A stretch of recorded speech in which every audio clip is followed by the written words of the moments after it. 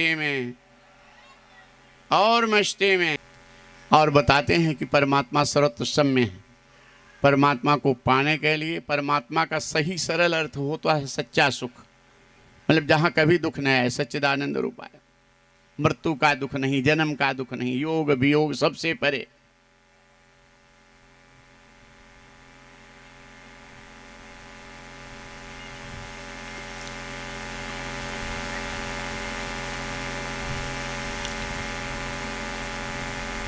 बारह भगवान के अवतार की कथा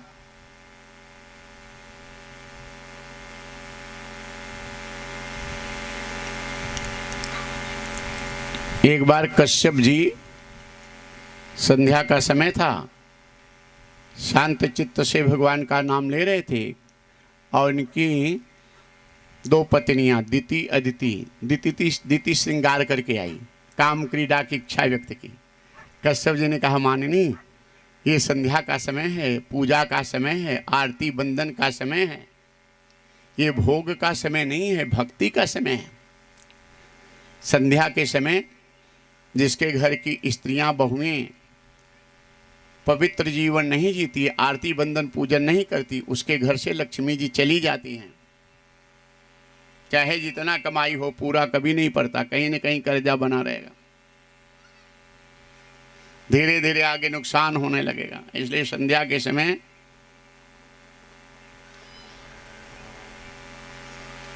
ये प्रयास करना चाहिए कि गोधूली में सूर्योदय के सूर्यास्त के पहले घर में दीपक जला दो। पहले माताएं करती थी, अब नई बहुएं नहीं करती। यहाँ करती होंगी, यहाँ की सब अच्छी हैं बहुएं। घर छोड़ के ताला दे के चाट खाने के लिए, यहाँ नहीं, यहाँ तुम लोग सब अच्छी हो। माता लक्ष्मी घर घर फेरा मारती हैं। जिसके यहाँ आरती बंदन नहीं होता, भजन भाव नहीं होता, शाम के समय वहाँ से राम राम कह के चली जाती। इसलिए संध्या के समय सुहागिनी स्त्री में लक्ष्मी जी का अंश होता है।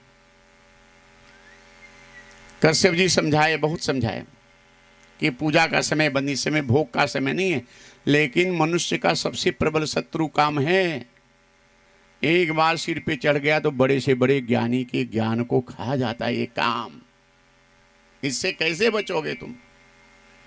मेडिकल में इसकी दवा मेडिकल में नहीं है, सरकार के पास इसकी दवा नहीं है। काम से बचने की दवा मात्र संत शास्त्र सदगुरु के पास है, जबकि प्रबल सबसे बड़ा शत्रु काम है हमारा। संत ज्ञानी महात्माओं को गिरा देता है, साधारण की बात क्या है? भगवान बचाएं वही बच सकता है। काम से बचने का साधन भगवान के राम का नाम का जप, भगवान का नाम जप कीर्तन करेंगे तो भगवान की कृपा से ही हम बच सकते हैं काम से, अपने बस की बात नहीं है। बहुत समझाए, लेकिन दिति दुराग्रह की और दुराग्रह के आगे झुक गए कश्यप जी।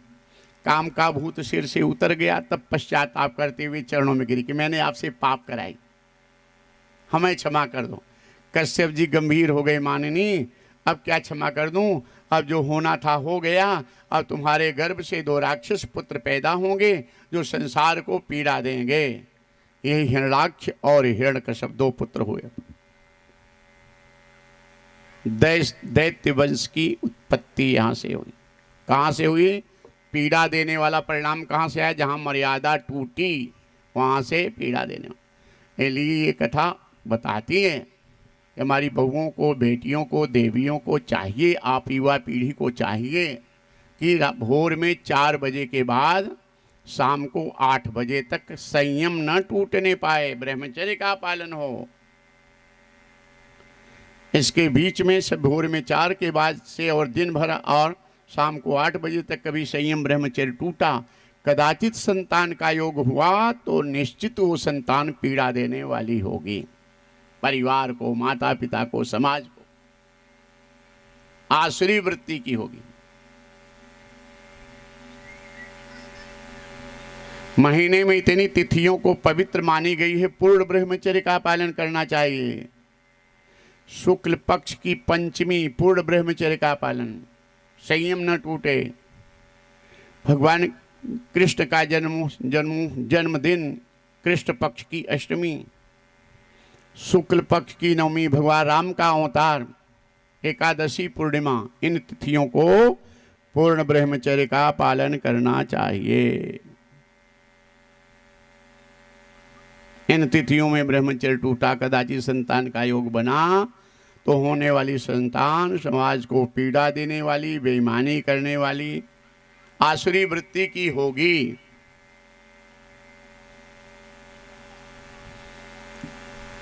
कश्यप जी बहुत समझाए, लेकिन दिति जो है दुराग्रह किए। हिरणाक्ष हिरण्यकश्यप अधीर होकर के चरणों में जब गिर गई, हमें क्षमा कर दो, तब कश्यप जी ने कहा मानिनी, अब तो जो होना था हो गया, लेकिन मैं वरदान देता हूं तुम्हारा पौत्र महाभागवत होगा, जिससे सबका उद्धार हो जाएगा। तो प्रहलाद जी की कथा आ गया थी।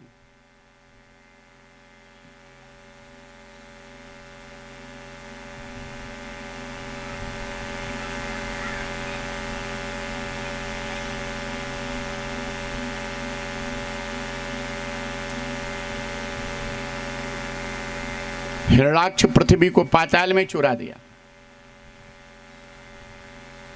पाताल में जब चुरा दिया तो भगवान विष्णु की आराधना हुई, भगवान का 12 भगवान अवतार लिए। बोल 12 भगवान की, 12 भगवान की। भौतिक विज्ञान के वैज्ञानिक के छात्र या अध्यापक इस प्रसंग को हंस सकते हैं कि पृथ्वी पाताल में रह सकती है क्या? ये पंडित जी गुरु जी लोग कुछ भी कहते हैं। ये निगम कल्पतरोर गलितम फलम सुखमुखाद मृद्रव संयुतम पियोति भागवतम ऋषमालय मोरो रच का भूविभाव का। हिरणाक्ष का अर्थ होता है लोभ, और लोभी व्यक्ति के लिए एक पृथ्वी नहीं, हजारों पृथ्वी मिल जाए तो भी कुछ नहीं है।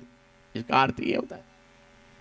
और लोभ को मारने के लिए 12 भगवान, अर्थात बर का अर्थ होता है श्रेष्ठ, आ का अर्थ होता है दिवस, अर्थात सत्संग भजन कीर्तन से ही लोभ संयमित मनुष्य का दूसरा प्रबल शत्रु है लोभ। एक पंडित जी के बेटे काशी गए पढ़ने,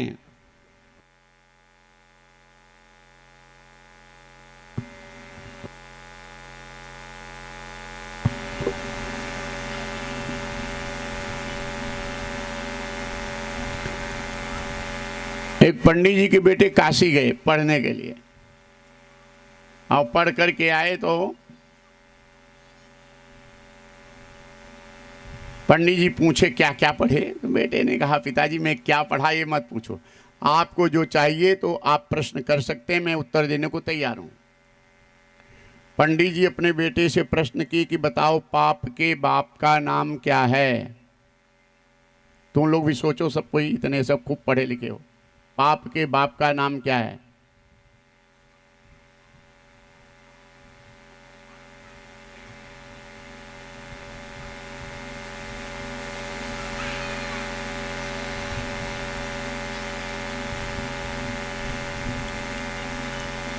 पंडित जी के बेटे आचार्य थे, कहे पिताजी ये तो हमको मालूम नहीं है। कहती हो पढ़ के आओ। कहीं इसका स्कूल कॉलेज कहाँ है? कहें अब तुमको आचार्य कराए, तुम अपने अनुभव से स्कूल कॉलेज ढूंढो, पढ़ के आओ कि पाप के बाप का नाम क्या है।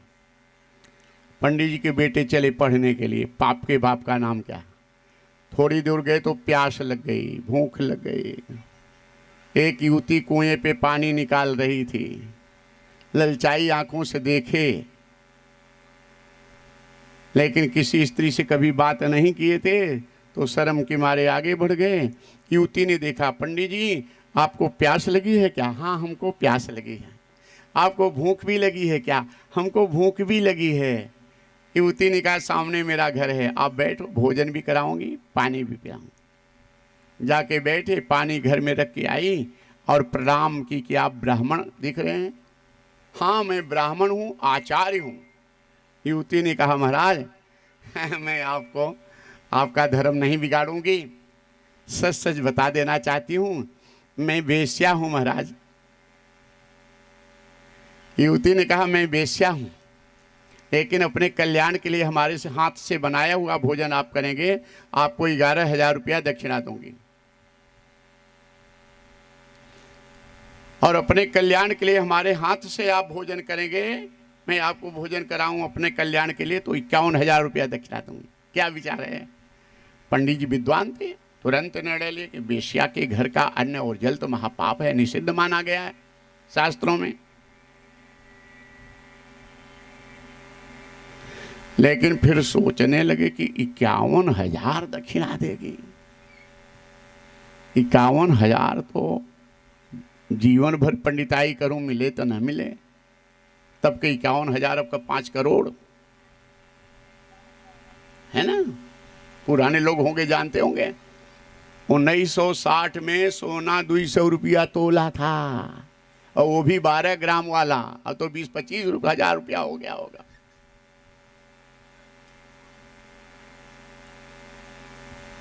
और 200 रुपया तोला मिले तो लूट लें सोनार के सब देवियां, सब इकट्ठा हो जाए कि अकेले हम लेंगे पूरी दुकान।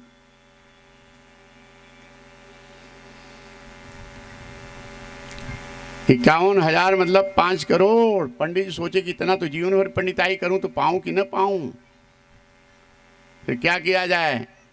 पंडित जी विचार किए कि 51,000 मत छोड़ो, जो पाप लगेगा 4-6 हजार खर्चा करके यज्ञ करके उसको जला देंगे। पंडित जी कहे तुम्हारे हाथ से भोजन करूं, कितना दक्षिणा देगी? युवती ने कहा 51,000। पंडित जी कहे मैं तैयार हूं। भोजन बना के लाई, उठाई और आगे मुंह खोले कि खिलाओ, 51,000 मिलेगा। मुंह में कवर डाली नहीं, बाएं हाथ से जोर से तमाचा मारी गाल पर, कवर गिरा दी नीचे, गाल लाल हो गया। ये क्या की? युवती हाथ जोड़ी, महाराज क्षमा चाहती हूं, मैं वेश्या नहीं हूं, मैं पतिव्रता नारी हूं महाराज, मैं पतिव्रता नारी, मैं वेश्या नहीं हूं। आप कहाँ जा रहे थे? पंडित जी के मैं जा रहा था पाप के बाप का नाम क्या है पढ़ने के लिए। युवती ने कहा यही आपको पढ़ाई हूं, पाप के बाप का नाम लोभ है, लोभ। पाप के बाप का नाम क्या है? लोभ। कोई ऐसा पद है जो पेपर में न निकला हो, जो भ्रष्टाचार कोई न पकड़ा गया हो? चाहे दरोगा जी हो, चाहे एसपी डीएम हो, चाहे आईएएस अधिकारी हो, कोई भी नेता हो, मंत्री मंत्री हो, कोई है? एक कोई पद बचा है जहां भ्रष्टाचार का कहीं न कहीं न लगा हो? उसका कारण क्या? उसका कारण हम आप हैं। हम आप अपने बच्चों को अर्थकरी विद्या, संस्कार नहीं देते। शिक्षा के साथ शिक्षा और संस्कार में अंतर है सज्जनों। शिक्षा के साथ संस्कार आवश्यक है बच्चों के लिए, तब उत्तम राष्ट्र और उत्तम जीवन का और उत्तम आगे परिणाम आएगा। उनको पता नहीं है कि हम बेईमानी करेंगे, घूस लेंगे तो पाप है और इसका परिणाम भोगना, उनको पता नहीं है, नहीं तो कभी नहीं करते हो। इसलिए हमको आपको ये सब संस्कारों की आवश्यकता है बच्चों के लिए। 12 भगवान जब हिरण्याक्ष को मारे तो हिरण्यकश्यप ने प्रतिज्ञा लिया कि अपने भाई का बदला लूंगा। बहुत समय बीत गया था। माता दिति ने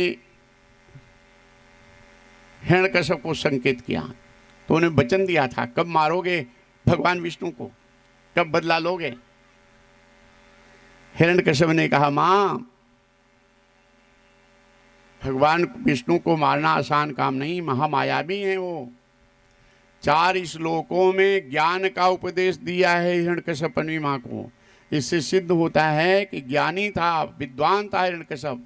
लेकिन जो चाहे जितना ज्ञानी विद्वान हो, उसका दुरुपयोग करे तो वो दैत्य है। विद्या का, ज्ञान का दुरुपयोग नहीं, सदुपयोग करने से देवत्व भाव माना गया। रावण जैसा विद्वान कोई था, लेकिन किसी को रावण कह दो तो अच्छा लगेगा? बुरा लग जाएगा। क्यों? क्योंकि उसने दुरुपयोग किया विद्या का, विद्वता का। इसलिए विद्या का दुरुपयोग नहीं, सदुपयोग करो।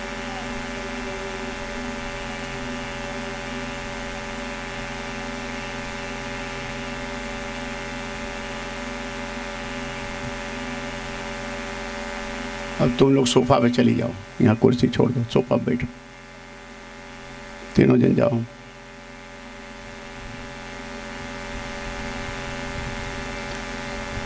और जो बच्चे नौजवान है और नीचे बैठा करो, जिसका पैर घुटना कमजोर है, उसको दिक्कत है, वही कुर्सी पे। कुर्सी हटा दो यहां से, सामने से।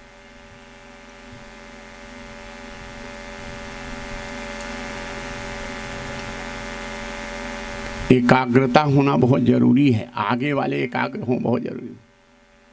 वहीं जगह दे दो अगल बगल हुई के।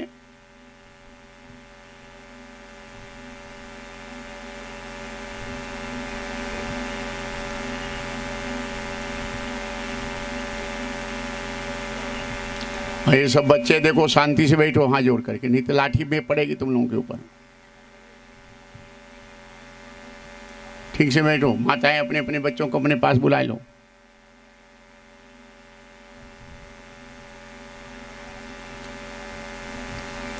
मेढक को तौलना। उन्होंने हिरण्यकश्यप को देखा कि इनका चेहरा बिगड़ा है, गुस्से में है, सामने नहीं गई, बात नहीं की। अर्थात जिसका पति घमंडी झगड़ालू हो, उस पत्नी को सीखना चाहिए कि पति जब दरवाजे पे आए तो पहले उसके चेहरे पे आंख मार दो कि चेहरा सही है कि बिगड़ा है। अगर चेहरा नॉर्मल नहीं है तो बातें मत करो, बगल हो जाओ, जहां बैठे बैठे दो। रानी के यादव ने देख लिया कि मामला गड़बड़ है। क्रोध खावे ज्ञान को, ही में प्रगटे आग, नैन बैन मुख बिगड़े, पड़े शील पर दाग। क्रोध जो है ज्ञान को खा जाता है। ध्यायते विषयान पुंस संगसेषु विजायते, संगात संजायते काम, कामात् क्रोधा विजायते, क्रोधात् भवत् सम्मोहा, सम्मोहात् स्मृत विभ्रमा, स्मृत भ्रंशात् बुद्धिनाशो, बुद्धिनाशात् प्रणश्यति। कामेन कर्म नाशस्यात्, क्रोधेन ज्ञान नाशनम। इसलिए अगर क्रोध है चेहरे पे, रानी के यादव ने देखा कि राजा हिरण्यकश्यप के चेहरे पे तो टेंशन, क्रोध है, तो बगल हो गई। और कुछ देर के बाद पानी पिलाई ठंडा, बातें नहीं की, रख के चली आई। इसके बाद उसके मन पसंद का भोजन नाश्ता जो था वो कराई, बातें नहीं की, सामने नजर भी मिलाई नहीं। सावधानी से सीखो कथा को। पति जिसका झगड़ालू हो कैसे करना चाहिए। और इसके बाद बगल से नजर मारती रही।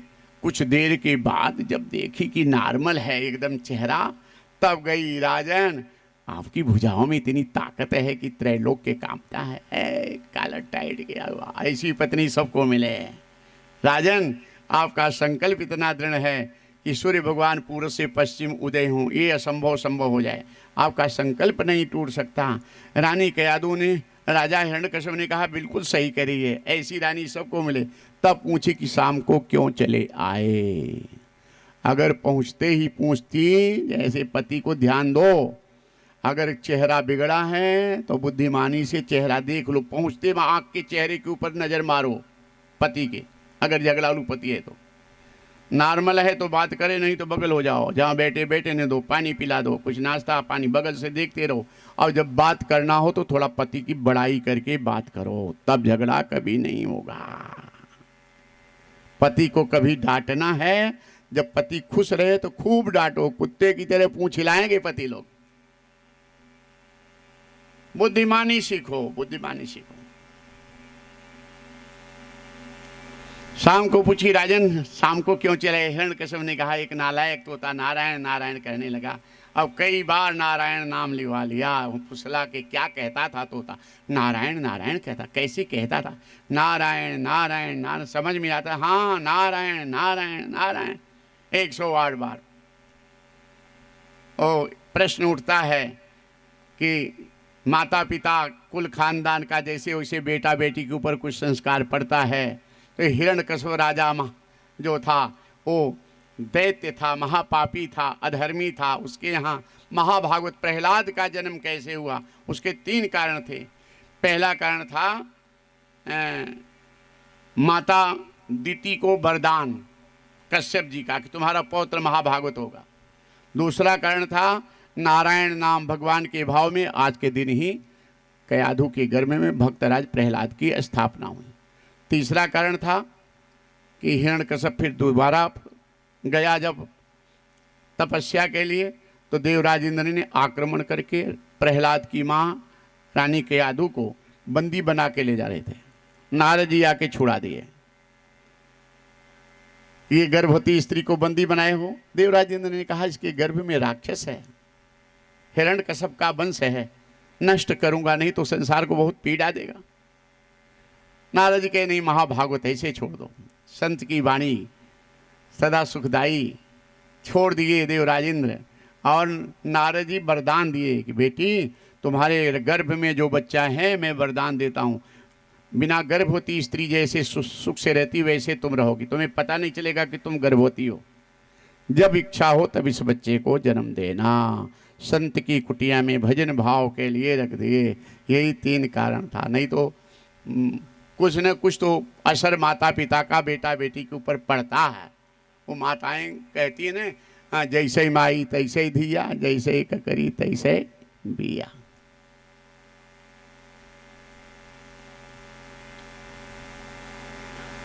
ये हमारे बुजुर्गों ने बड़ी गहरी बात रामचरितमानस की लिखी है। जैसे माई तैसे दिया, जैसे ककरी तैसे।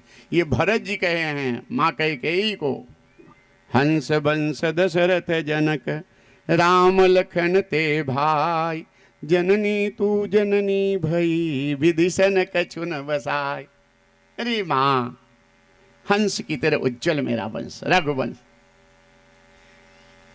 भगवान राम जैसे भाई, राजा दशरथ जैसे पिता।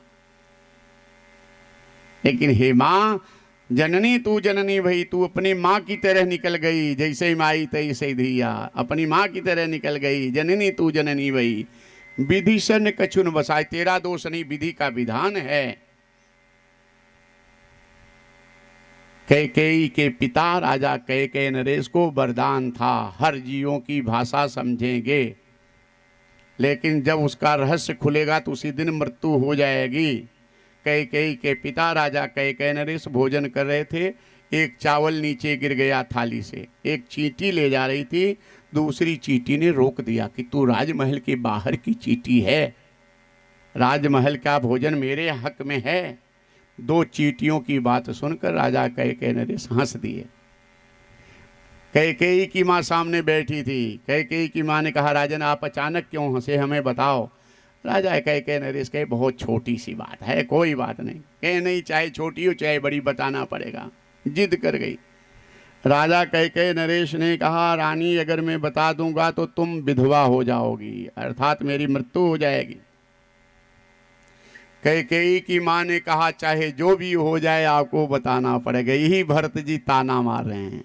राजा दशरथ कैकेयी को समझा दिए कि मैं राम के बिना नहीं जी सकता, विवश मत करो ये वरदान के लिए।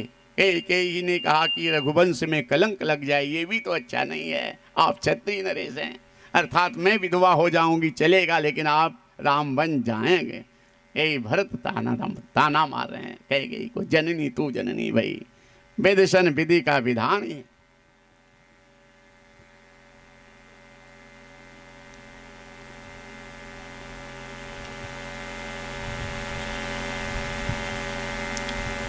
ये जा गया। इसलिए ये कथा और बताती है आपको, जो बच्चियां बहुएं देवियां गर्भवती हों उनके सामने गाली गलौज झगड़ा लड़ाई नहीं होना चाहिए। अगर गाली गलौज झगड़ा लड़ाई होगा तो बच्चे के ऊपर असर बहुत तगड़ा पड़ता है। उनके लिए, गर्भवती माताओं के लिए भजन कीर्तन पाठ परायण नाम जप संत गुरु दर्शन, अच्छे स्थान पे उनको वातावरण, उसका गर्भ चाहे बेटी हो चाहे बेटा, उसका अच्छा असर पड़ता है, प्रभाव पड़ता है बहुत ज़्यादा। गर्भ के ऊपर बच्चों का बहुत प्रभाव पड़ता है, बाहर के वातावरण का। इसका ध्यान हमको आपको रखना चाहिए। अमृत का वरदान प्राप्त करके जब आया तब मां रानी कयाधु ने प्रहलाद को जन्म दिया। 5 साल के हुए भक्त प्रहलाद दैत्य गुरु शुक्राचार्य के पुत्र शंडामर्क के यहाँ इनको पढ़ने के लिए भेजे, और ये यहाँ सारे क्लास के बच्चों को भगवान के कीर्तन में रमा दिए। आओ तुम भी एक बार वही कीर्तन गा लो। राम नाम लड्डू गोपाल नाम घी। बोलो, राम नाम लड्डू गोपाल नाम घी, हरि नाम मिश्री को घोल घोल पी। हरि ओम हरि ओम हरि ओम हरि ओम, हरि ओम हरि ओम हरि ओम हरि ओम, हरि ओम हरि ओम हरि ओम हरि ओम। सब गाया करो, भगवान का नाम लिया करो, बड़ा लाभ होता है इससे। एक बादशाह को संतान नहीं थी और किसी ने बता दिया था, एक फकीर साहब आए, रोटी खिला दो मुरादें पूरी होंगी। बादशाह ने कहा मुझे संतान नहीं है, क्या मेरी मुरादें पूरी होगी? हाँ, मैं अल्लाह से दुआ सलाम करता हूँ, सुनते हैं, मेरे लिए करो। बगीचे में फकीर साहब जा कर के दुआ सलाम किए और उठ के खड़े हुए तो इनके मुंह से निकला कि खुदा ही जाने खुदा की खुदाई।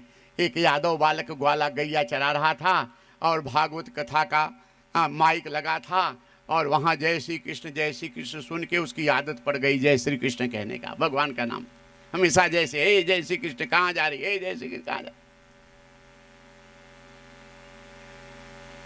जैसे फकीर साहब ने कहा कि खुदा ही जाने खुदा की खुदाई, वैसे यादव बालक सामने आ गया, मैं जानता हूँ खुदा की खुदाई। फकीर ने कहा जाओ गैया चराओ माठा पियो, बड़े बड़े योगी संत महात्मा नहीं जाने, तू क्या जानेगा? ज़्यादा नहीं बोलना, नहीं जानता तो 500 की शर्त लगा लो। संजोग से 500 रुपये इसके जेब में था, फकीर के पास पैसा था नहीं, राजा के पास आया तो राजा ने कहा कि देख भाई ये सही कह रहा है कि खुदा ही जाने खुदा की खुदाई, भगवान की लीला भगवान ही जाने, तू क्या जानेगा? ऐसे ने कहा नहीं, मैं जीत जाऊंगा तो 500 ले लूंगा, हार जाऊं तो दे दूंगा, मैं जानता हूं खुदा की खुदाई। बादशाह ने कहा ठीक है, बता क्या है खुदा को खुदाई, अगर जीतेगा तो फकीर की तरफ से मैं दूंगा। उसने कहा मेरे साथ चलो, लेके गया बहुत दूर, आगे आगे बालक ग्वाला, पीछे पीछे फकीर बादशाह, गंगा जी के किनारे ले गया। बादशाह ने कहा यहाँ क्यों लाया है? ग्वाले ने कहा खुदा की खुदाई दिखाने लाया हूँ। कहीं क्या है खुदा की खुदाई? गंगा जी की तरफ हाथ उठाया, देखो ये है खुदा की खुदाई, तुमने खुदवाया था कि तुम्हारे बाप ने कि तुम्हारे दादा ने? बादशाह बड़ा खुश हुआ कि बड़ा बुद्धिमान बालक है ये तो, ये किसके प्रभाव से? भगवान का नाम जप करने से, खाली नाम जप करके, सुन करके नाम, इसलिए नाम लिया करो। 500 जीत के चला गया।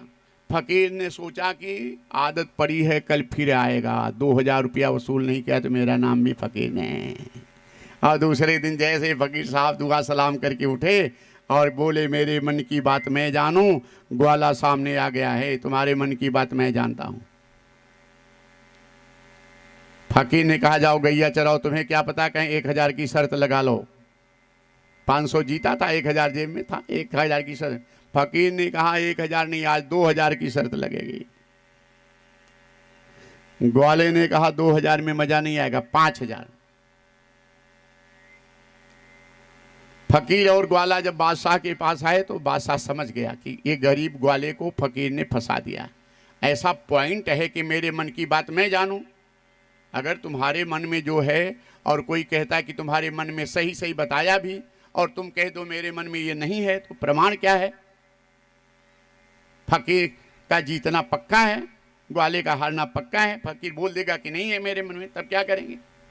बहुत समझाया, तुम अपनी शर्त। इसने कहा मैं यादव बालक पीछे हटने वाला नहीं है, जीत जाऊंगा तो 5000 ले लूंगा, हार जाऊंगा दे दूँ। मैं जानता हूं फकीर के मन में क्या है। विवश हो गया बादशाह, क्या करे? ठीक है बता। फकीर तैयार था, जो भी कहेंगे मैं ना कर दूंगा। ग्वाले ने कहा बादशाह फकीर के मन में है कि बादशाह को संतान हो।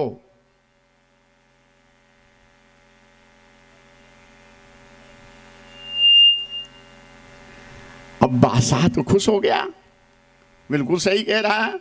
और फकीर साहब फंस गए कि अगर कह दूंगा ना तो ये फांसी भी चढ़ा देगा, ठगने के लिए आया है। बादशाह ने कहा बताओ सच कह रहा है, सच कह रहा है? फकीर साहब ने कहा बिल्कुल सच कह रहा है, फांसी भी चढ़ने चाहना चाहिए। नाम जप का प्रभाव से जनों, इसलिए नाम जप, भगवान का नाम लेने में संकोच, बड़ा उत्तम लाभ होता है इसका। ये राम नाम लड्डू गोपाल नाम घी, हरि नाम मिश्री को घोल घोल पी, हरि बो हरि ओम हरि ओम जपते पूरे क्लास के बच्चों को इन्होंने। चंडामर को जब पता चला तो चिल्लाए राजकुमार भजन बंद करो, राजा को पता चलेगा तो फांसी की सजा पे चढ़ा देंगे। हाँ, भजन कहाँ बंद हो, हाथ पकड़े तो ये भी उसी में झूमने लगे, राम नृत्य करने लगे, हरिओम हरिओम हरिओम। क्लास छूटा नहीं तो राजा ने 2 सिपाहियों को भेजा कि राजकुमार आए नहीं, आए देखे तो यहाँ कीर्तन हो रहा है, सब झूम रहे हैं। सिपाहियों ने कहा कीर्तन बंद करो। उस समय अभी तो आतंकवादी छुप छुप के आ रहे हैं। उस समय वो आतंकवाद था कि पूरे पृथ्वी पर देव धर्म के स्कूल कॉलेज बंद कर दिए गए थे, दैत्य धर्म के स्कूल कॉलेज चालू थे सब। कोई भी माला जब पूजा पाठ शंख बजे घंटा बजे तो फांसी की सजा थी, चंदन लगाया मिल गया तो उसे फांसी की सजा दी। वो समय था आतंकवाद का। लेकिन अकेले भक्तराज प्रहलाद ने निर्भीकता से, सिपाही भी जैसे हाथ पकड़े ये भी झूमने लगे। कीर्तन कबीर साहब ने लिखा है, गगन बीच घुघरू बाजई मोरी गोइया, गगन बीच घुघरू रतियां भरी बाजई, दिनवा भरी बाजई, बाजई तीनों जुनिया, गगन बीच घुघरू। मोरे अंगन एक बालक खेलई, उतल गई मोर सैया, गगन बीच घुघरू। जागत रहूं सपना एक देखूं, जागते हुए कोई सपना देखता है, सोने में सपना दिखता है ना।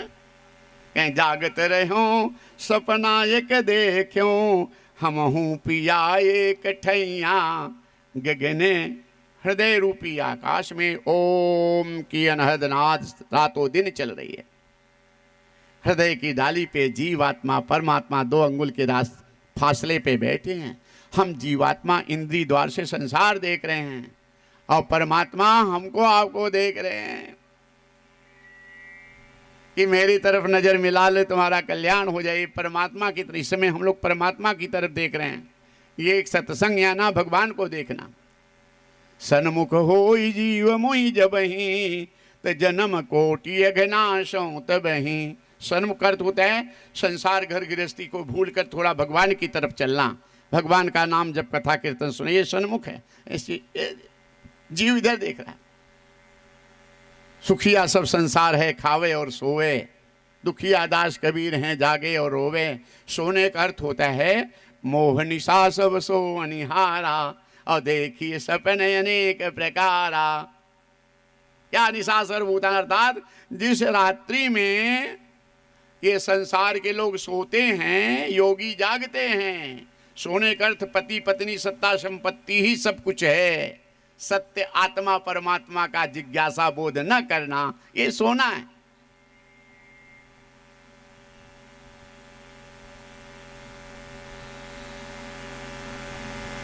जागत रहो सपना, अर्थात जानिए तो वही जीव जग जागा, जब सब विषय विलास विरागा। सब भूल के अंतर जगत में जब आया तो परमात्मा और सच सत्य चिदानंद सुख की प्राप्ति।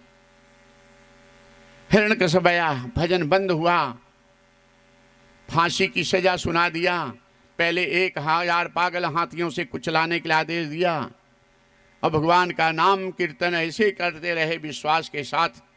भक्तराज प्रहलाद कि 1000 पागल हाथी इनके ऊपर से चले गए, लेकिन ऐसा लगा कि कुत्ते का पिलवा, छोटा बच्चा गुदगुदी लगा। उठ करके नित्य करें हरि ओम हरि ओम हरि ओम हरि ओम। ऊंचे पहाड़ की चोटी से गिरा दो, हड्डी का चूरा न मिले। ऊंचे पहाड़ की चोटी पे जब ले गए राजकुमार प्रहलाद ने कहा, सिपाही भैया हमें 2 मिनट का समय दे दो, भगवान का नाम ले लें। सिपाहियों ने कहा, राजकुमार हम तो आपके दास हैं, जितना चाहिए उतना समय ले लो। राजा हमको फांसी पर चढ़ा देगा, हम लोग चढ़ जाएंगे, लेकिन भगवान का आप छूट है। और जैसे भगवान का नाम लेके पुकारे, वैसे भगवान विष्णु पृथ्वी को आदेश दिए। भगवान विष्णु की 2 पत्नी, श्रीदेवी भूदेवी, पृथ्वी मेरे भक्त को बचा लो। ऊंचे पहाड़ की चोटी से गिराए, पृथ्वी माँ प्रकट हो गई। जैसे 2 घंटे के जन्म लेने वाले बच्चे को माँ संभालती है, वैसे प्रहलाद को गोद में ले करके नीचे कर दी। और नृत्य करते हुए प्रहलाद फिर आ गए। यहाँ पागल हो गया हिरण्यकश्यप, ये मेरा शत्रु भगवान विष्णु ही पुत्र के रूप में आए हैं, जो भी मारेगा राजकुमार को मुंह मांगा इनाम देंगे। एक सपेरा आ गया, काल कोठरी बना गई, और उसमें प्रहलाद को बंद करके सांप जब छोड़ा गया, हरिओम नाम जप का प्रभाव, मंत्र महामणि विषय व्याल के, अमेटत कठिन कुअंक भाल। भगवान का नाम जप किया करो, नाम लिया करो, इसमें कोई पैसा खर्चा नहीं है, कुछ नहीं है। हमारे सनातन धर्म में इतने सरल सरल नियम हैं कि सब कुछ पा सकते हो चलते फिरते, कुछ करने की जरूरत नहीं है।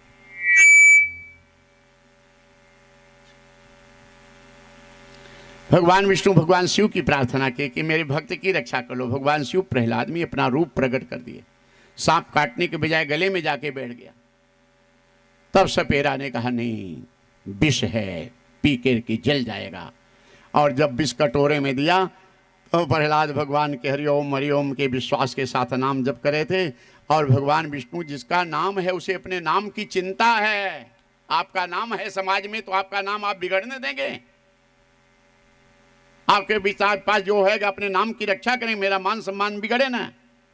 जिसका नाम ले रहे हैं, जिसके भरोसे, उसको चिंता है हमारी आपकी रक्षा करना। और नाम ले रहे हैं, हम जीव हैं, हमारे वो पिता, हम उनके अंश में वांसो जीव लोके जीव भूत सनातन मन खष्टान इंद्रियाणी प्रतिष्ठा नहीं कर सकती।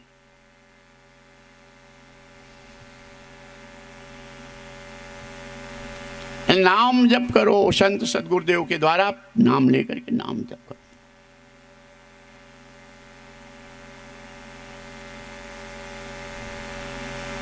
अपने गांव के क्षेत्र के जो छोटी जाति के लोग हैं, अनपढ़ लोग हैं, उनको जाओ, उनके घर में ऐसे आयोजन में आप लोग जा करके उनको निमंत्रण दे के प्यार से अपने बगल में बैठाओ। उनको पता चले स्वच्छता जीवन क्या है, उनका भी विकास हो।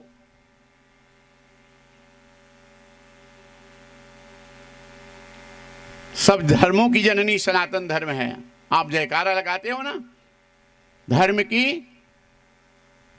आता है, धर्म की जय हो, धर्म की, जोर से बोलो, धर्म की, धर्म की, अधर्म का, अधर्म का, प्राणियों में, प्राणियों में, विश्व का, विश्व का। यही एक हमारा धर्म है सनातन, जो विश्व का कल्याण, सबका कल्याण चाहता, किसी धर्म में नहीं है।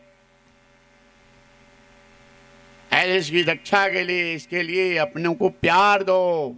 अनपढ़ लोगों को, गरीब लोगों को, छोटी जाति के लोग जो कटे हुए हैं समाज से, उनको प्यार दो। पास में बैठा करके सत्य का बोध हो, न्याय सत्य कर्म स्वच्छता, उनका भी जीवन एक है, उत्तम है। और हमारे गांव में है, इसलिए हमारा आपका कर्तव्य है ऐसे लोगों का को प्यार देना और उनको आगे ले आना, उनकी उन्नति हो, वो भटकने न पाए।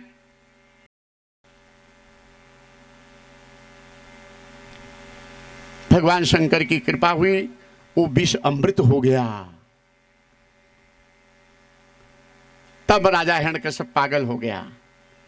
सिंहिका आ गई, लकड़ी का ढेर लगा, गोंद में लेके बैठ गई। सिंहिका को वरदानी चादर थी ब्रह्मा जी की, जिसके ऊपर आग का प्रभाव नहीं पड़ता था।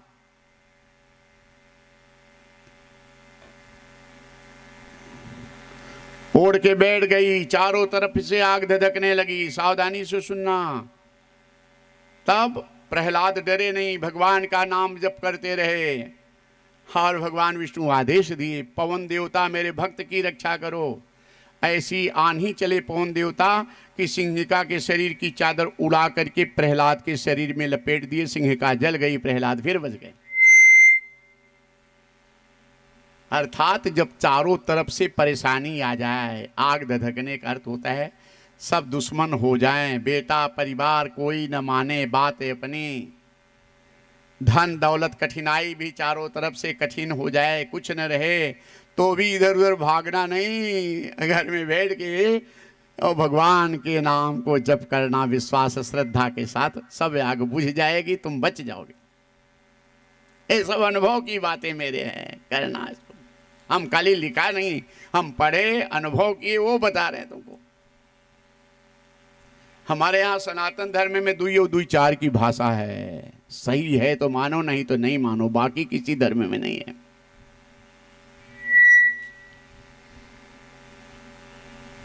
सनातन का अर्थ होता है अनादि। सृष्टि की रचना जब हुई तो कैसे मनुष्य प्रेम से और संस्कृति जीवन का विकास होगा, आपस में मेल एकता होगी, वो नियम जो है उसको कहते हैं सनातन। बाकी सब यहां बने हैं, कुछ समय के हैं।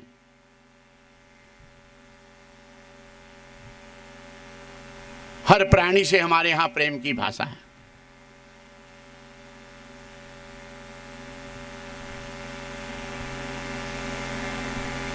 और जब अपनों को प्यार दोगे तो अपने आप सत्य को उनको समझाओ, सच को समझ पाए। आज आवश्यकता है कि सच क्या है उसको समझने की कोशिश है, और हम समझें, दूसरे को समझाओ, जबरदस्ती दबाव नहीं। सच जान जाएगा तो हर व्यक्ति हर भाव रास्ते पे आएगा। इसकी जिम्मेदारी सबकी है।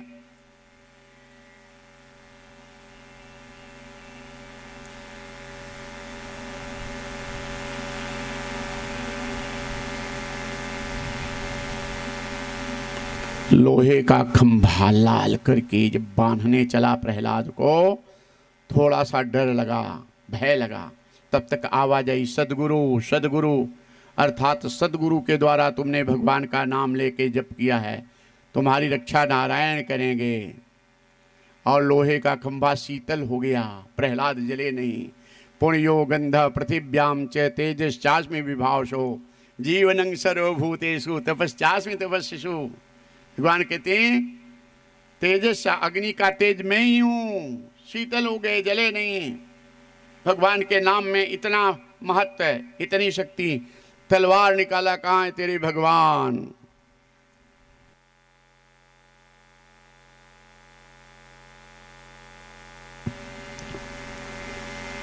कहाँ है तेरे भगवान? प्रहलाद हंसने लगे, पिताजी आप तो मेरे भगवान से डर रहे हो। वीरों की परिभाषा निर्भयता है। संसार के ऊपर विजय पाना वीर नहीं कहते। वीर वो है जो मृत्यु के ऊपर विजय पार कर ले, वो सच्चा वीर है। तुम तो डर रहे हो मेरे पिता से, मेरे प्रभु से। जलेर विष्णु थलेर विष्णु, विष्णु पर्वत मस्तके ज्वाला माला कुलेर विष्णु सर्व विष्णु। मुझे सर्वत्र एक परमात्मा भगवान ही भगवान दिखाई पड़े। और जैसे तलवार चलाया, खंभे को फाड़ कर नरसिंह भगवान का अवतार हुआ। बोलो नरसिंह भगवान की, नरसिंह भगवान की। ये पंजाब प्रांत के मुल्तान शहर है पंजाब में, वहाँ नरसिंह भगवान का अवतार हुआ दिन को 4 बजे।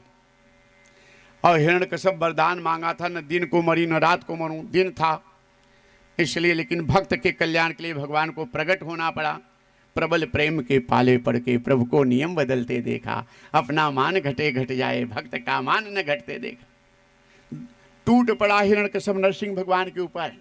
नरसिंह भगवान कभी गिरते थे, कभी पटकते थे। 2 घंटा युद्ध चला। नरसिंह भगवान पंजाब में प्रगट अवतार लिए, इसलिए पंजाबी लोग चाहे जिस जाति के लोग हैं, हर जाति के लोगों के आगे टाइटल सिंह है। पंजाब प्रांत के हर जाति के लोग अपने आगे सिंह की टाइटल लगाने लगे तभी से।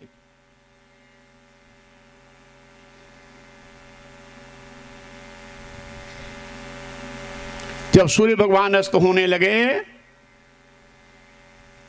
तब नरसिंह भगवान दरवाजे पे दबा करके ले गए। उसके दरवाजे के बीच में इसको जंघा पे दबाए। तब पूछे, बोल हिरण्यकश्यप दिन है कि रात?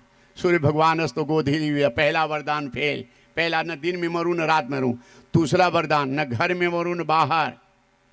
बोल हिरण्यकश्यप, घर में है कि बाहर दरवाजे में दबाए हैं। दूसरा वरदान फेल। तीसरा वरदान, न जमीन में मरूं न आकाश में। बोल हिरण्यकश्यप, जमीन में है कि आकाश में? जंघा पे दबाए न जमीन। तीसरा वरदान फेल। चौथा वरदान, न नर नारी न पशु से किसी से न मरूं, न नर से मरूं न नारी से न पशु से। नरसिंह भगवान बोले, देख हिरण्यकश्यप, मैं नर हूं कि नारी की पशु?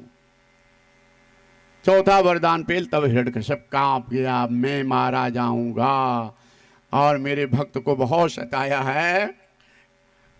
आंख की पुतरियां आग के गोलों की तरह धधकने लगी और शक्तिशाली भुजाएं फड़क गई। पांचवा वरदान था, न अस्त्र से मरूं न शस्त्र मरूं और तीखे नाखूनों को दिखाए। देख हिरण्यकश्यप, अस्त्र हैं कि शस्त्र? और तीखे नाखूनों से नरसिंह भगवान हिरण्यकश्यप के सीने में कपास से मार के 2 भागों में फाड़ डाले। एक भाग इतना जोर से फेंके कि स्वर्ग में गिरा और देवता लोग देखे हिरण्यकश्यप मारा गया। हिरण्यकश्यप के खून की होली स्वर्ग में देवताओं ने खेली पहली बार। तब से हमारे हिंदू धर्म में लाल रंग से होली का त्योहार मनाया जाने लगा। बोलो नरसिंह भगवान की, भक्तराज प्रहलाद की। और नरसिंह भगवान का दर्शन करेंगे 1 मिनट में।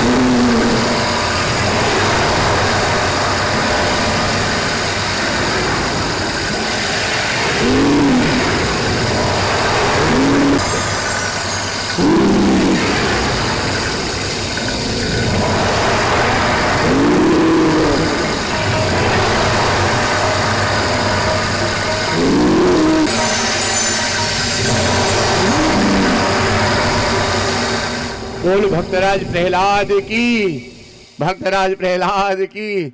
और भक्तराज प्रहलाद जब आकर के भगवान को प्रणाम करते हैं तो इनका क्रोध शांत हो जाता है। प्रहलाद के सिर पर हाथ फिराते हैं। जैसे गाय अपने बच्चे से प्यार करे वैसे भगवान प्रहलाद से, भक्तराज प्रहलाद से प्यार करते हैं। बोल भक्तराज प्रहलाद की, भक्तराज प्रहलाद की। धन्य है आप लोगों का, कोई जन्मों जन्मों का पुण्य देव होता है तब ये सब दर्शन होता है। और ये भागवत में आने का मन कहता है, तब भागवत कराने का मन कहता है। आपके माता पिता धन्य हैं, जितने श्रोताएं हैं धन्य है। आपकी माँ और पिता कुल आपका धन्य है। तो कुलम पवित्रम जननी कृतार्था वसुंधरा पुण्यवती चितेन संसार सम्मित सुख सागर इसमें नीलीनम प्रे ब्राह्मण ये सचेता। हम लोग आत्मचर्चा करें, ब्रह्म चर्चा हो रही सुनना, इतना ही हमारे आपके लिए बहुत है। कल युग में यहाँ पान सुपारी गुटखा छूटना कठिन है, तो काम क्रोध लोभ को क्या छोड़ेंगे हम लोग। खाली भगवान का नाम कीर्तन और ये दर्शन करके ही हमारा उद्धार हो जाएगा।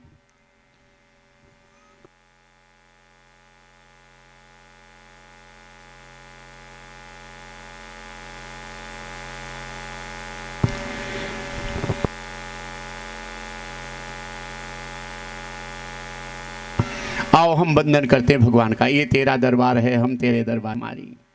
सब कोई भगवान का दर्शन और प्रहलाद का दर्शन वंदन करते हैं।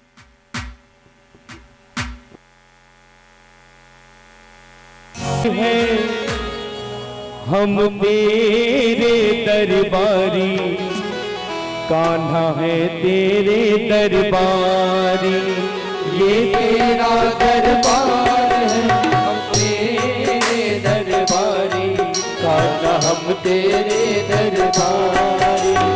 ये तेरा दरबार है, हम तेरे दरबारी, कान्हा हम तेरे दरबारी। ये तेरा दरबार है, हम तेरे दरबारी, कान्हा हम तेरे दरबारी। तू है दाता तेरे आगे, तू है दाता तेरे आगे, तू है दाता तेरे आगे, तू है दाता तेरे आगे। क्या औकात हमारी, ये तेरा दरबार है, हम तेरे दरबारी, कान्हा हम तेरे दरबारी। ये तेरा दरबार है, हम तेरे दरबारी, कान्हा हम तेरे दरबारी। दुनिया का और छोर है, हाथों में श्याम तेरे। दुनिया का और छोर है, हाथों में श्याम तेरे। जीवन की बागडोर है, हाथों में श्याम तेरे। जीवन की बागडोर है, हाथों में श्याम तेरे। जैसा चाहो जिसे नचा लो, जैसा चाहो जिसे नचा लो, जैसा चाहो जिसे नचा लो, जैसा चाहो जिसे नचा लो। ये तो मर्जी थारी, ये तेरा दरबार है, हम तेरे दरबारी, कान्हा हम तेरे दरबारी। ये तेरा दरबार है, हम तेरे दरबारी, कान्हा हम तेरे दरबारी। सूरज के आगे रोशनी, दीपक की क्या दिखेगी। सूरज के आगे रोशनी, दीपक की क्या दिखेगी। सागर में नाव कागज की कब तक भला टिकेगी। सागर में नाव कागज की कब तक भला टिकेगी। आप में हम में यही फर्क है, आप में हम में यही फर्क है, आप में हम में यही फर्क है, आप में हम में बहुत फर्क है। जग के पालनहारी, ये तेरा दरबार है, हम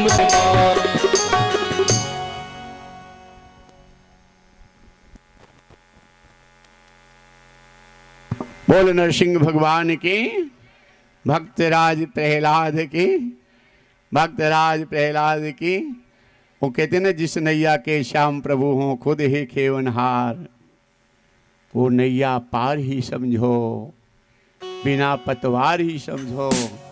स्वयं भगवान प्रहलाद के लिए अवतार लिए। आइए, होली का भी यहाँ पे नाम आ गया है। एक होली का भी गीत हो जाना चाहिए। मस्ती कर लो, आनंद में झूम लो। होली तो होली है। रंग लेके खेलते, गुलाल लेके खेलते, रंग लेके खेलते, गुलाल लेके खेलते, राधा संग होली रंग लाल खेलते। बोलो सारा रारा, मदनी गोपाल खेलते। बोलो सारा रारा, बोलो सारा रारा, मदनी गोपाल खेलते। बोलो सारा रारा। होली आई, होली आई, होली आई, मस्ती लाई, मस्ती लाई, मस्ती लाई। होली आई, होली आई, होली आई, मस्ती लाई, मस्ती लाई, मस्ती लाई। ढोलक मंजीरा और चंगेले के नाचते, ढोलक मंजीरा और चंगेले के नाचते, सखिया और सारे ग्वाल बाल खेलते, बोलो सारा रारा, बोलो सारा रारा, मदनी गोपाल खेलते। हरी पिचकारी मारे राधा को कन्हैया, हरी पिचकारी मारे राधा को कन्हैया, मुकुड़े पे मणि के गुलाल खेलते, बोलो सारा रारा, बोलो सारा रारा, मदनी गोपाल खेलते, बोलो सारा रारा, बोलो सारा रारा, मदनी गोपाल खेलते, बोलो सारा रारा। होली आई होली आई होली आई, होली आई होली आई होली आई, होली आई होली आई होली आई होली आई। की मस्ती कहाँ मिलेगी, ऐसी मस्ती कहाँ मिलेगी, कहाँ मिलेगी।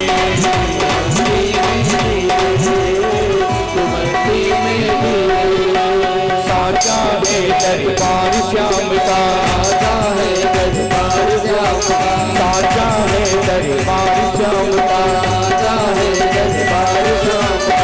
श्याम प्रभु है रसीले,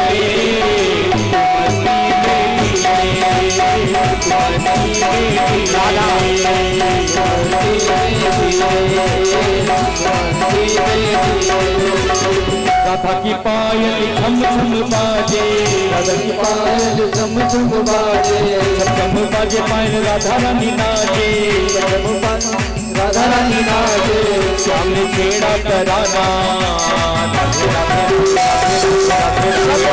श्याम ने छेड़ा कराना,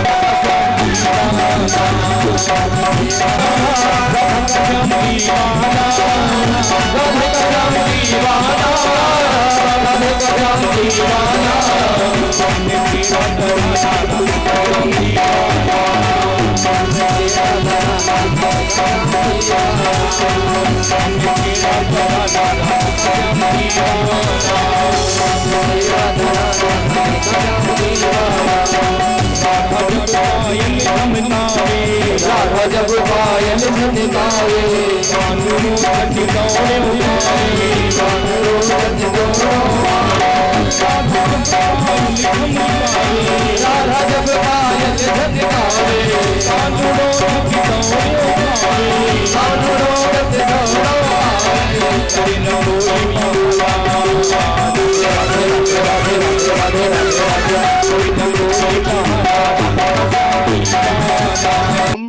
अनेक रूप धारण करते हैं। आज कितने लोगों को हनुमान जी का दर्शन करने की इच्छा है? हाथ उठाना। हनुमान जी को बुला दें यहाँ। मजा ठीक है। हनुमान जी से प्रार्थना मैं कर दिया हूं, हनुमान गढ़ी छोड़ के अयोध्या से आज यहाँ आएंगे।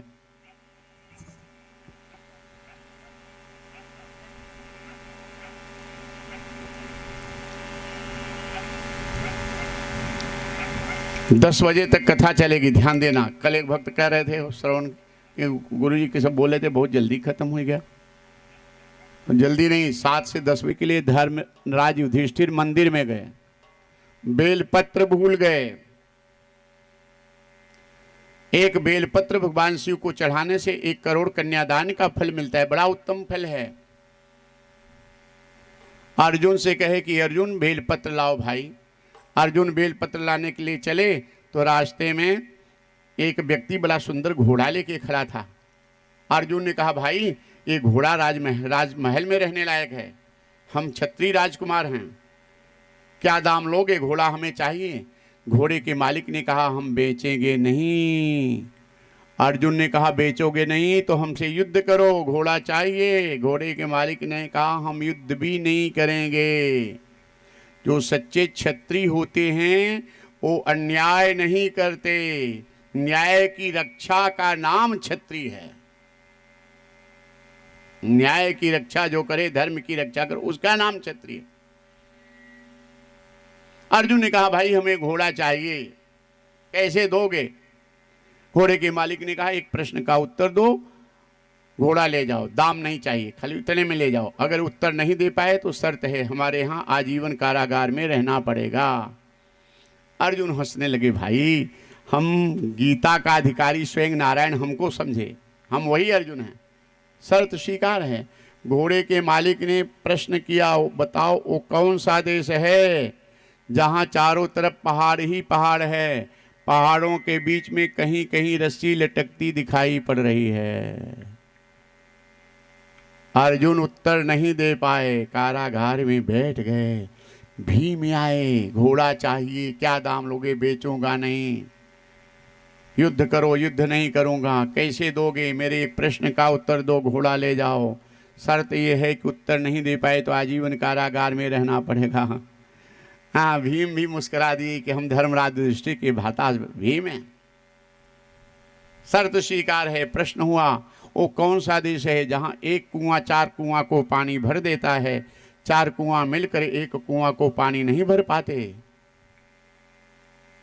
उत्तर नहीं दे पाए, कारागार में बैठ गए। नकुल आए, सारी बात हुई। प्रश्न हुआ, वह कौन सा देश है जहां गाय बछिया का दूध पीती है। गाय बछिया का दूध, बछिया गाय का दूध पीते देख। उत्तर नहीं दे पाए, कारागार में बैठ गए। सहदेव आए, वह कौन सा देश है जहां का राजा भ्रष्टाचारी होगा और उस देश के रक्षक हंस होंगे। उत्तर नहीं दे पाए। चारों भाई जब नहीं लौटे तो धर्मराज युधिष्ठिर स्वयं उठे। ये लोग घोड़ा को देख करके फंस जाते थे। धर्मराज युधिष्ठिर घोड़े की तरफ नहीं देखे, सीधा गए, बेलपत्र उतारे और तोड़ करके बेलपत्र वापस लेके आने लगे। तब घोड़े का मालिक बड़बड़ाने लगा, सुना करके बड़बड़ाने लगा, वो चारों तो फंस गए तो देखा ही नहीं रहा है, वो चारों तो फंस गए तो देखा ही नहीं रहा है। कथा समझ में आ रही है? सुना के बोलने का मतलब समझ में आ रहा है? जैसे सास बहू में झगड़ा हो और बहू अपने बेटी को गाली दे, मारे तो सास को मतलब दे, बेटी गाली को, बेटी को गाली मतलब सास को दे रही सुनाए के। तुम लोग नहीं जानती होगी इस गांव में। पड़ोसी से झगड़ा है, बिल्ली को गाली दे रही, पड़ोसन जान रही कि हमको ही गाली दे रही, झगड़ा चालू। सुनाए के मतलब गाली देना, बोलना। तुम लोग नहीं जानती होगी।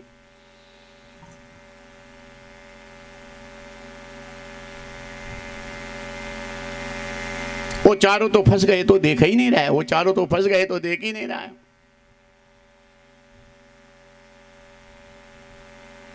धर्मराज युधिष्ठिर ने कहा, भाई 4 की बात किसकी करे हो? कहें अर्जुन, भीम, नकुल, सहदेव, सारी बात बताए।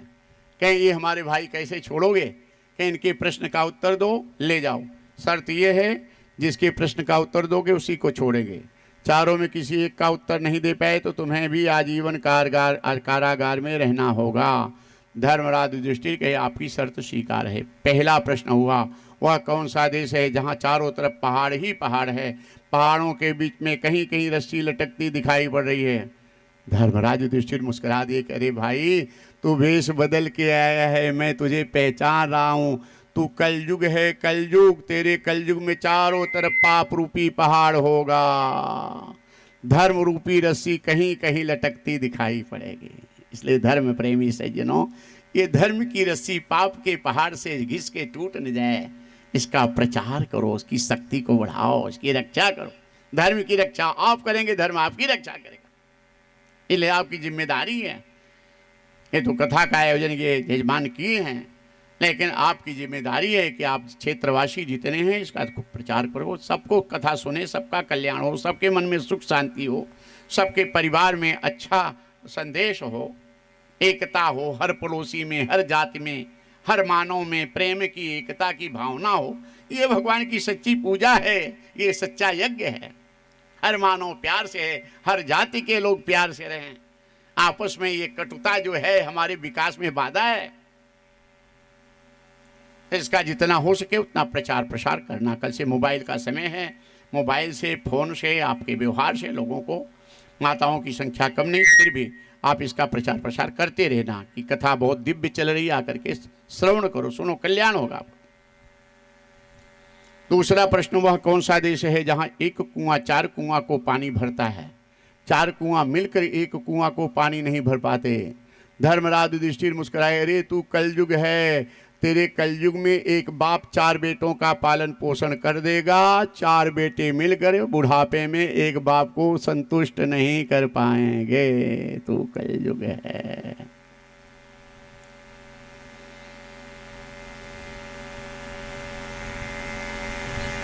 एक कुआं 4 कुआं को पानी भर देगा, 4 कुआं मिलकर एक कुआं को पानी नहीं कलयुग।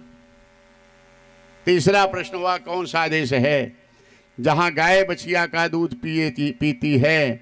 धर्मराज युधिष्ठिर कहते तू कलयुग है, तेरे कलयुग में कोई बिरला श्रवण कुमार बेटे बहू होंगे जो बुढ़ापे में माता पिता सास ससुर की सेवा करेंगे।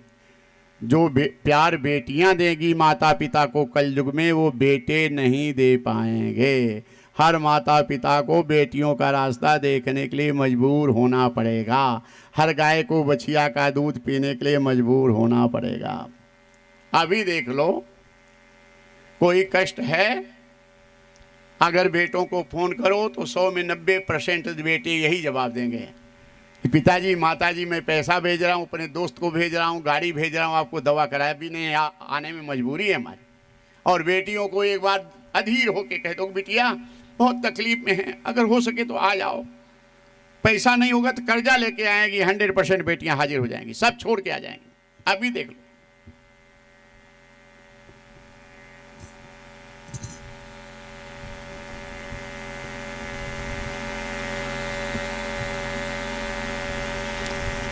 कलयुग में हर माता पिता को बेटियों से प्यार मिलेगा। बेटे का सम्मान है जग में, बेटी का क्यों मान नहीं। दुनिया वाले हमें बताओ, बेटी क्या संतान नहीं।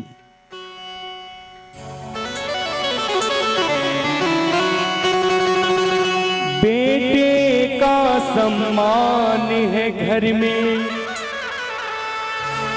बेटी का क्यों मान नहीं। बेटे का सम्मान है घर में, बेटी का क्यों मान नहीं। मुझे बताओ दुनिया वालों, बेटी क्या संतान नहीं। मुझे बताओ दुनिया वालों, बेटी क्या संतान नहीं। मुझे बताओ दुनिया वालों, बेटी क्या संतान नहीं। बेटे का सम्मान है घर में, बेटे का सम्मान लेकर के आया, बेटी क्या नहीं लाई है। बेटा क्या लेकर के आया, बेटी क्या नहीं लाई है। मेरी बेटी ने सुनी सुनी हर भाई की कलाई है, हर भाई की कलाई। ख्याल नहीं, मुझे बताओ दुनिया वालों, बेटी क्या संतान नहीं। मुझे बताओ दुनिया वालों, बेटी क्या संतान नहीं। बेटा तुझको छोड़ भी जाए, बेटी साथ में नाता जोड़ेगी, गोकुल से नाता जोड़ेगी। कन्यादान से बढ़कर जग में, कन्यादान से बढ़कर जग में पूजा कोई दान नहीं।